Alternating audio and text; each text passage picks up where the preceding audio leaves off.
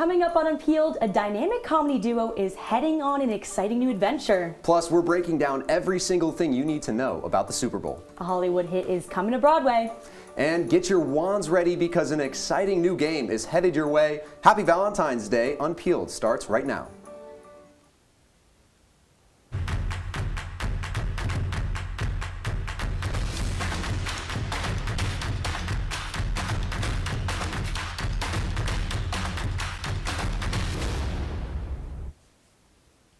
Welcome back to a Super Bowl packed edition of Unpeeled. I'm Simmons. And I'm Sammy Lindell. Let's jump right into our top story.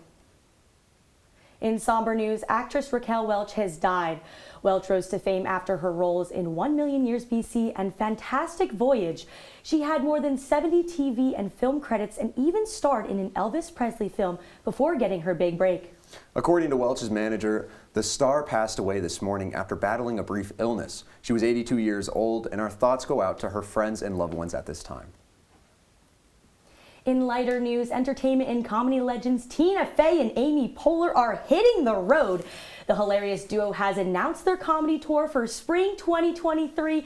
This is the first time either of them have done a tour, and the pair are excited to share their stories with everyone on the road. I'm excited too. I'm excited, and the tour, which they titled Restless Leg Tour, is starting in the spring of this year and is said to commemorate their 30-year-long friendship. The first of the 4 stops will be in Washington, D.C. To the world of singing and sign language, Chris Stapleton was not the only one who performed the Star-Spangled Banner on Sunday. Oscar-winning actor Troy Kotsur was also performing the national anthem, but he didn't do it in English. He performed the anthem in ASL. Yeah, and the representation for the American Sign Language community didn't stop there. In fact, history was made during the halftime show. While Riri was, of course, shining bright like a diamond, so was 20-year-old Justina Miles. She went viral for her performance in ASL, and Miles also made history as the first deaf woman to sign language the Super Bowl.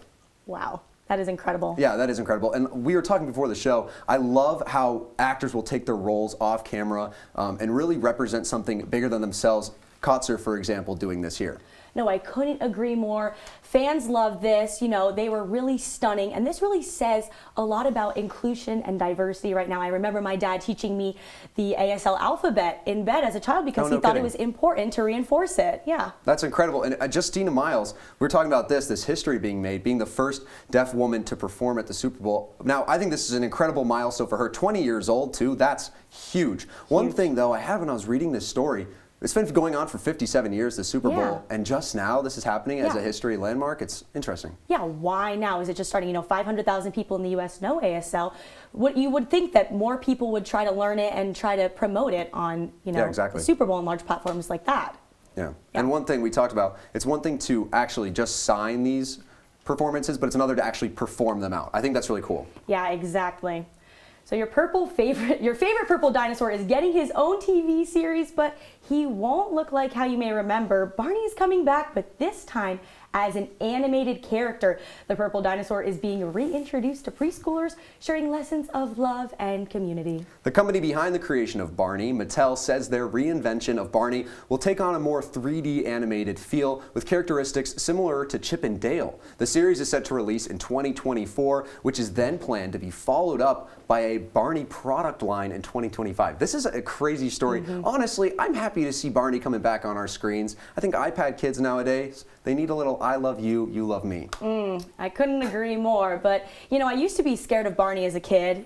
Every time it came on, Sesame Street immediately switched because I was like, I can't look at this. So, this was a well-needed makeover for Barney, and I'm really happy about it, I've got to say. And a product line, that's awesome. A well-needed makeover for sure. But then again, no one's safe from being reinvented. I mean, look, just past we had Scooby-Doo being remade, but without Scooby-Doo. It seems like everyone's trying to bring something old to the new light. Yeah, and the producers of the show are saying that they're trying to, make this show reflect what kids are seeing today. So you might see a lot more iPads for those iPad kids than you're used to. True, I like that, that's true. And one thing too, they said Chip and Dale, so I'm curious to see if Barney will not only change in appearance, but also as a character. He played more of like a protagonist in the past, so will that be more of just an animated friendly face in the future? Yeah, no, exactly. Can't wait to see. I can't wait to see it either. And it's not a happy little accident that one of your favorite artists is painting the big screen. IFC Films released a new trailer on Friday for their upcoming movie, Paint. The film takes place in Vermont and is a loose interpretation of Bob Ross. Yeah, in the film, the Bob Ross lookalike Carl Nargol hosts Vermont's #1 painting show until a younger, better painter named Ambrosia comes along and takes his spot. The film stars Owen Wilson, a TV painter, and Carl Nargol, and premieres in theaters April 7th. I think Owen Wilson made for this role. Made for this role because it's going to be kind of ironic that he's there just because he's so funny, but you know, as someone who grew up half of her life in Vermont, you know, he's a total Vermonter at heart. I can tell he's going to kill this role. Oh, definitely. And you know, Bob Ross isn't just about painting. There's so much more there about community and hope and doing what you love. And so I'm really excited to see how they kind of take his life and tell a bigger story. Yeah, he's such an icon. And I remember us talking about this before. And you said that this is going to be a huge serotonin boost for you. You're looking for it. You're looking for it. And you said this might be good for the film world? Well, I was saying, you know, the film world, it just seems that we're kind of running dry on ideas. For example, Cocaine Bear. I don't know. I know there's nothing that seems to have real life application, and for once, a movie, I hope at least, will have some more farther reach, you know? Okay, well, I'm not going to knock Cocaine Bear until I try it because I'm going to go watch it in a couple of weeks when it comes out. But hey, don't go anywhere, Unpeelers, because we are not done talking about the Super Bowl. Sports reporter Carson Fowler will be in studio to explain exactly how the Chiefs pulled off their win Sunday night. And our music reporter Alexa Lamalfa is joining us in studio after the break to spill all the tea with us about Rihanna's Super Bowl performance. You're not going to want to miss this.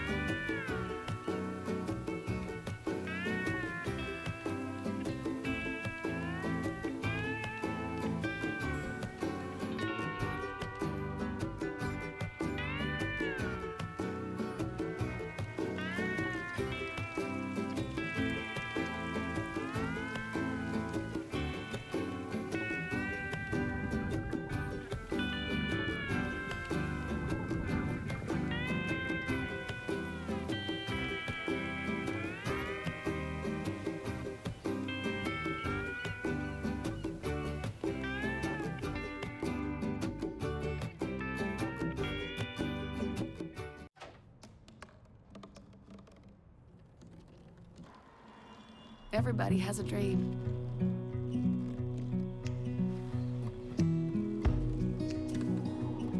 Mine was to see the ocean. And with a little help, I made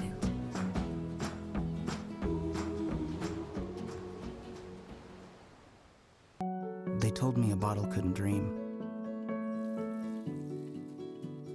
That I would never become a superhero.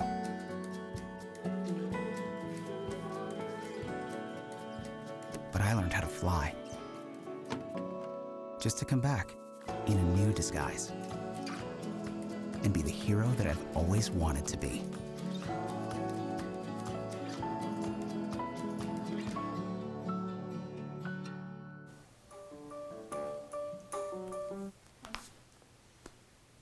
Welcome back, Unpeelers. The Super Bowl took place this past Sunday in Glendale, Arizona, and while I did watch the game, I know one person who can't stop talking about it. Our sports reporter Carson Fowler, he joins us live now in studio to break down everything from Super Bowl 57. Carson? Thanks, Walker. This matchup between the Philadelphia Eagles and the Kansas City Chiefs was one for the ages. The final score 38-35 in favor of the Chiefs after Kansas City field goal kicker Harrison Butker nailed a 27-yard field goal to put his team ahead with just 8 seconds left in the game by trailing by 10 points at halftime. However, the game doesn't stop until that final buzzer hits 0. Let's take a look at that final play of this game. As all day, now some rushers come. Going to throw it as far as his arm can take it, which is well short. And the Kansas City Chiefs have won Super Bowl 57.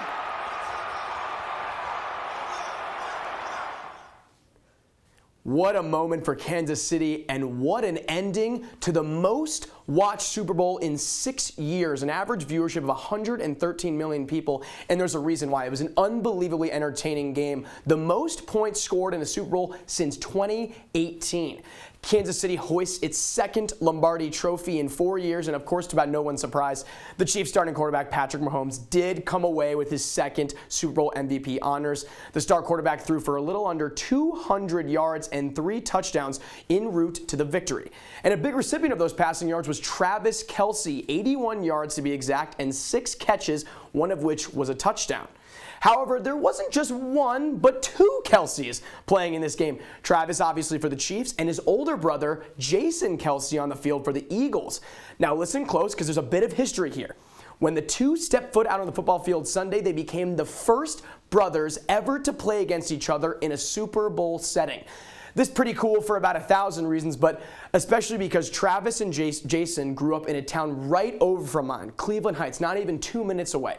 Now, for football fans, it'll be about 204 days till your teams play their next game. But until then, that's all I got in sports. Let's throw it over to Sammy, who I know is dying to talk about that stellar halftime show. Yeah, Carson, I'm dying, but you know, they did make history, those brothers. Thanks so much. But yeah, moving on to the halftime show. Where has Rihanna's Super Bowl performance been all of our lives? Our music reporter Alexa Lamonfa is here to recap how Rihanna definitely worked that halftime stage. Alexa, so happy to have you here. I am so excited about this.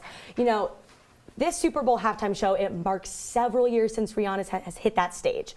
What was her performance like? Tell me about it. I need your thoughts. Okay, so Rihanna rocked a 12-song set list. Now, this set list actually went through 39 revisions, and the final set list represented all eras of Rihanna's career, so she really did think it was perfect. Now, the performance itself, she was surrounded by dancers that were wearing all white, kind of futuristic type of vibe. That. They were great. They were awesome. It. And she was all in red, so she really popped. But now the stage, the set was revolving like a moving platform. Now, it was kind of scary because they're all surrounded by harnesses. I was kind of thinking, like, is everyone safe? I was like, Rihanna, please do not fall. Please don't fall. It wouldn't have been good. But Rihanna really did rock the show. I mean, the only thing that I was a little concerned about was, where was the surprise guest? That's what fans all over were talking about. People really thought, like, who's coming out? I thought it was going to be Jay-Z. The only thing that did come out was a Fenty Beauty compact mirror. Right, but was that her pregnancy announcement? Like, was that her special guest?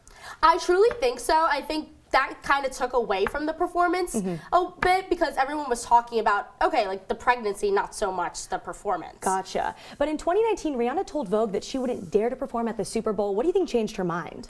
So back in 2019, Rihanna said she wouldn't perform at the Super Bowl, as you said, due to the NFL's treatment of Colin Kaepernick. Now, he took a knee in protest of systemic racism and police brutality, and Rihanna just did not want to support the NFL's actions and just be compliant with them. So due to Jay-Z's entertainment company Roc Nation's partnership with the NFL, she took this opportunity to just, for political and personal reasons, just mainly for representation as an artist. Yeah. Well, her performance was amazing, and I know it was widely talked about. Definitely. More people tuned in for the Super Bowl halftime show than the actual game itself. But thanks so much, Alexa. You're always a pleasure to have on. Well, coming up next, from the silver screen to the Broadway stage, an award-winning movie musical is becoming just a musical. Find out more in 2 minutes. Entire bowl of nachos, but tonight he's earned that right, because a few hours ago in the middle of happy hour he recognized a sign, not from the gods or a bolt of lightning, but from a double heart, a kissy face, and a fourth ha in ha ha ha. That's when Jordan knew he was buzzed. So when it was time to go, he got a ride home instead of driving. Be a legend like Jordan. Recognize your buzzed warning signs and get a ride home. Buzz driving is drunk driving.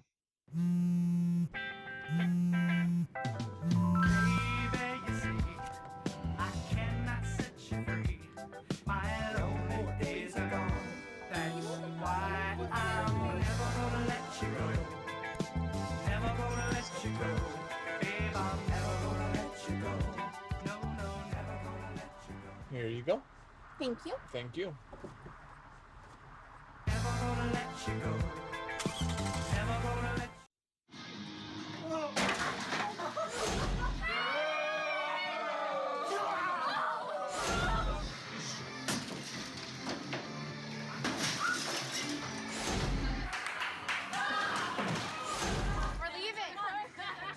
party fouls are pretty dumb. But if you decide to drink and drive underage, you could lose your license and your freedom. Underage drinking and driving. The ultimate party foul.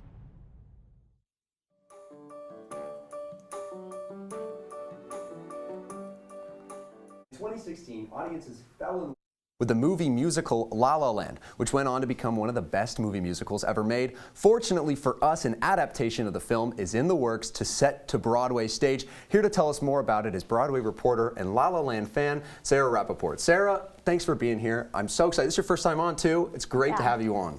All right, so I myself, we have to get this off right out of the gate. I'm a huge La La Land fan, so when I heard about this, blown away, but I was kind of shocked this slipped past me. When was it announced? Yeah, so it was actually announced last Tuesday, the 7th, and Lionsgate and Mark Platt, the producer of the La La Land film, actually made the announcement together. And they said that Justin Hurwitz and Paskin Paul will be returning for the music and lyrics. Oh, that's amazing because the music is what makes it, I think. Yeah. And as a La La Land fan, like I've been saying, the original movie, we have so many high expectations. So what do you know so far about going into this? I know it's kind of early. Yeah, so it is early, so no official timeline or anything about the release or auditions for the cast or anything like that has been announced. But a director has joined the team, Bartlett Sher, who actually is a Tony winner for The Revival of South Pacific, so someone good on the team. And Mark Platt, the producer, will be returning, and Iyad Akhtar and Matthew Decker are coming to write the script. Oh, that's amazing, because the bar is high. Good to know there's a team behind it to match the level. And what do La La Land fans have to say about this? I mean, I have some opinions, but what are the fans saying? Yeah, so they are really excited, especially since Paskin Paul will be writing some new music for it. I think that, as a La La Land fan myself, I really hope they do something really cool with the lighting and the costumes, because such a cool part of the film is the fact that it's paying homage to classic Hollywood, while at the same time it's being set in the 21st century. So they really need to capture that style, and I mean, who knows? Emma Stone has been on Broadway before in Cabaret, The Revival, and I think just they need to find a good musician actor that can play the role of Sebastian. So you got the piano playing in as well. Yeah, definitely. Well, Sarah, as always, thank you so much. And February is Black History Month. Sammy, what do we know about that? Yeah, thank you, Sarah. So Syracuse surely knows how to celebrate with events scheduled almost every day for Black History Month. Here to give us a recap of these events and what else we can look forward to is our Syracuse events beat reporter, Maura Vaughn. Maura?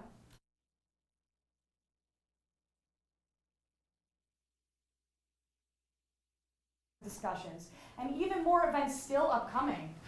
This year, Syracuse's theme and slogan for Black History Month is Black Resistance, Building Bridges and Navigating Barriers, which focuses on acknowledging the past, better the future, and to share lived experiences. All of these events and many more can be accessed on the Syracuse events calendar for Black History Month. These past 15 days have been filled with exciting and enriching events so far this month, and here's a little recap on a few. On February 2nd, New York Times bestseller and LA executive producer George Johnson was honored as a commemorative speaker of the Black History Month kickoff in the Goldstein Auditorium. Other events such as trap and paint and demonstrations from hairstylists to protect Black women's hair have been extremely successful, with great turnouts of students. Black History Month is far from over, though, with many more powerful events still coming up. Tomorrow night, the College of Arts and Sciences welcomes Professor Horace Campbell, who will speak about his experience attending the U.S.-Africa Leaders Summit in Washington, D.C. And on February 24th, the Black History Month Basketball Classic will take place. This event will combine a discussion on the way society views Black athletes and the shared experiences they have encountered, as well as an intense faculty-student basketball game. And I know seeing professors play will definitely be a sight to see. Other events include a mental health panelist discussion, a student-ran concert celebrating Black music, and a Black Excellence Gala featuring a musical guest and a live band, where Syracuse students are honored for their hard work and dedication to the community. We are so happy to see the Black students and community of Syracuse being honored this month. Maura, let's make it a date and go watch those SU professors play basketball. Well, one network's trash is another network's treasure. While Uncoupled was canceled by Netflix, it was picked up by Showtime, and film reporter Allie Swenson has the story. We will be right back, Unpeelers. Stand is precise, no margin for error. Dare to forget that. Dare to have fun with it. Get weird with it. Dare to send those old STEM theories flying past the neighbor's house into outer space. Dare to program something internet-breaking, record-breaking. Dare to blow their minds. Dare to learn the difference between sedimentary and metamorphic rock. Go find those rocks. Dare to keep daring. Dare to STEM. Check out She Can STEM to get started. Here's your check.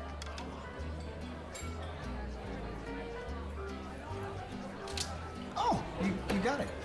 You know, since I got rid of my car, I really enjoy walking. Okay. God, no. Getting pulled over for buzz driving could cost you around $10,000 in fines, legal fees, and increased insurance rates. Oh, you're home early. You live with your mom? That'll set your game back a few years. Buzzed, busted, and broke. Because buzz driving is drunk driving.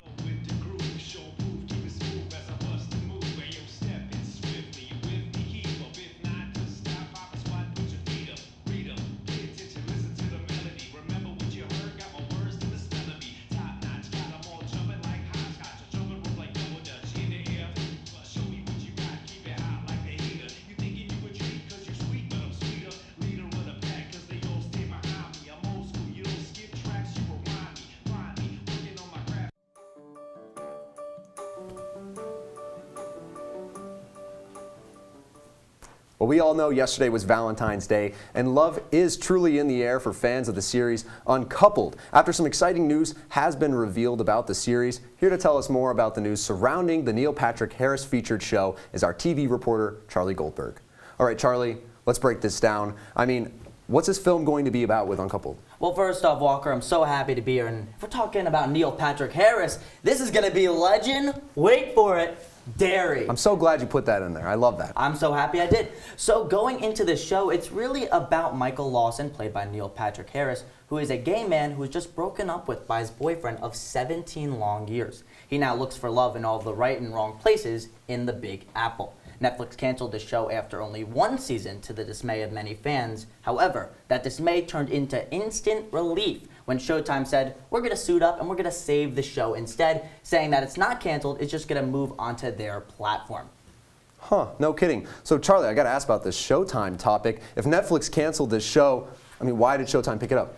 Well, Showtime looked at their past viewership numbers for shows like The L Word and realized that their most loyal and biggest viewership has come from the LGBTQ plus communities. So that they tried to bring the show in order to rank up viewership for season 2 that is coming very soon. No kidding. Well, that's very exciting. I'm going to be looking forward to this. I like that someone else is picking up and continuing the story. Well, there we go. And this is new. I know there's some other new things happening in the gaming world. Sammy, what do we got?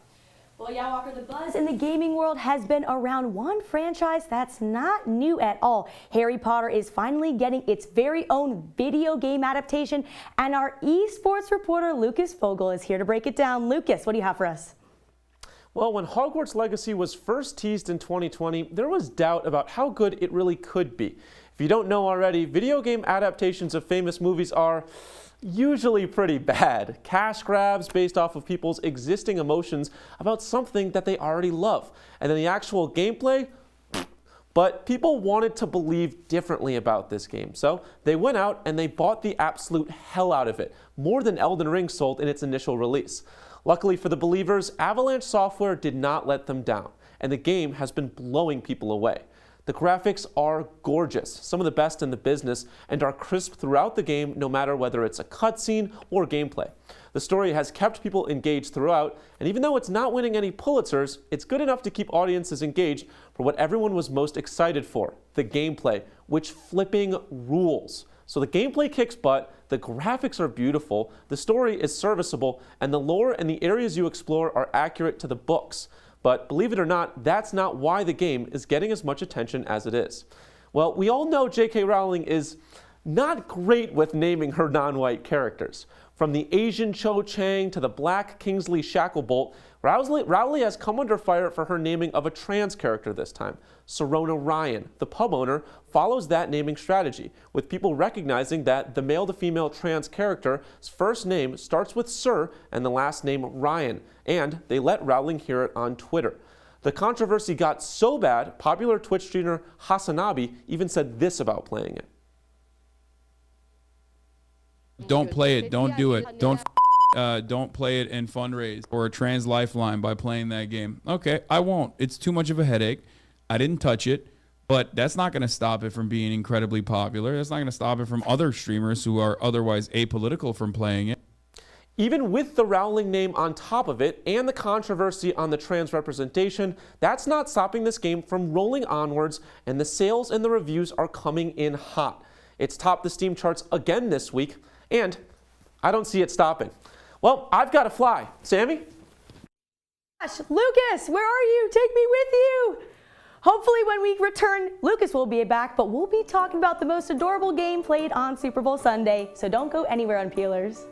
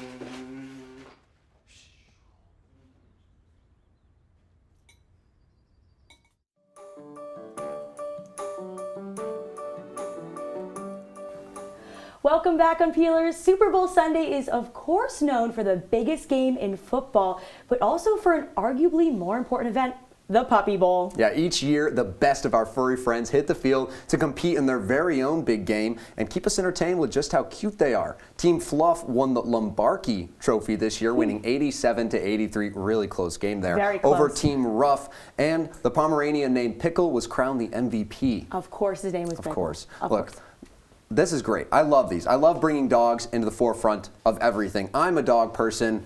I'm a dog person as well. I saw my dog yesterday, which was amazing. Oh, that is amazing. Yeah. I haven't seen my dogs in a minute, but we did decide to put our own dogs on the roster and see how they compete. Our producers made some Super Bowl cards for them. Oh, Let's take a look. So that's my Kelly on the left-hand side. She's a mixed breed. She's a Chihuahua, Dachshund, Terrier, everything. Her special skill is skiing. Yes, she likes to come out on the snow with us underneath the lift, and everybody's taking photos of her and is like, what is going on with this dog? Oh, I miss her so much. Look at that cute. Oh, wow. That's right after she went to the groomer. Bandana's nice. All right, here are my two dogs, both labs. Lily, she is, you know, just great. Got the really shades great dog. on. Oh, got the shades. She's rocking the aviators. Defensive end, you know, special skill, negotiation. She's a pretty good. She knows how to get the treats. Here's Lakin. Not so smart, but she's awesome. I love Lakin to death. My pride and joy. But a financial advisor is smart. Financial advisor. She is smart. I don't know. She does, you know, I could see her as a money person.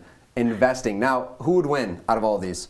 I'm biased. I think they make a great team. My dog's pretty fast. Love Lakin. I love Lily too. I can't be biased on my own dogs. Well, Kelly's going to win. Okay, so. well. We'll have to test it out next year. We'll have to test it out. All right, well, unfortunately, that's all the time we have for you tonight on Unpeeled. Make sure to check out our socials at Unpeeled_Syracuse on Instagram and at CitrusTVE on Twitter. I'm Sammy Lindell. And I'm Walker Simmons. Thank you all for tuning in to our Super Bowl packed edition of Unpeeled. and we'll see you next Wednesday. You know the time, 8 p.m. Have a great night, Syracuse, and a great rest of your week as well.